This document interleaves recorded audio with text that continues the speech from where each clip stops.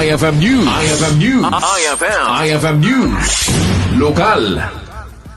Impasingked ni San Nicolas Water District General Manager Marlene Bonilla ngagtultuloy ang mapaspasaran ti kinawan ti danom iti Barangay 16 San Marcos, San Nicolas, Ilocos Norte.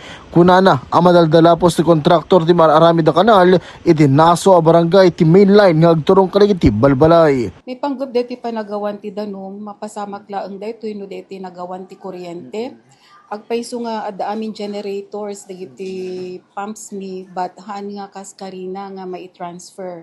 So aguray da lang ti mano nga minutos sakbay nga agresyong matlaang DJ danom. Kun may sa problema mi itata iti Barangay 16 DJ lugar yu sir nga madama itata ti panakaipan ti kanal or panakailawlawa dagiti kanal tapnohang kayo nga malayos. Tatan maafektaran deti danom water service gaputa deti pakaipanan deti kanal isumot ti ayan deti tubo mi or distribution line ket at that time nga madalapos da isu nga agawan no kwa iti serbisyo iti danom kadagiti area some parts of Payas. Imbatad na nga aksyonan da daytoy nga magmapan kadagiti gundaway ket awampay iti aksyon ti kontraktor.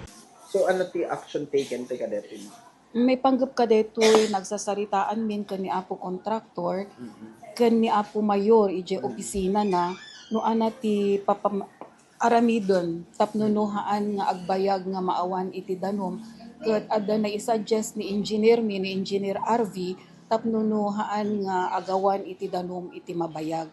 Kat inakseptar mo't nag-agree mo't ni apo kontraktor, nga suruton da dayjay tapnuno, at daman time nga agawan, listo nga matarimaan or agresyum DJ water service. Naamuan ang ipadano ng daytoy nga issue iti biyang iti mayor's office iti inasaw nga ilitap masulbar. Para iti IFM News, Idol Lawrence Martinez, Tatak, IFM. IFM News. IFM News. IFM News. Lokal.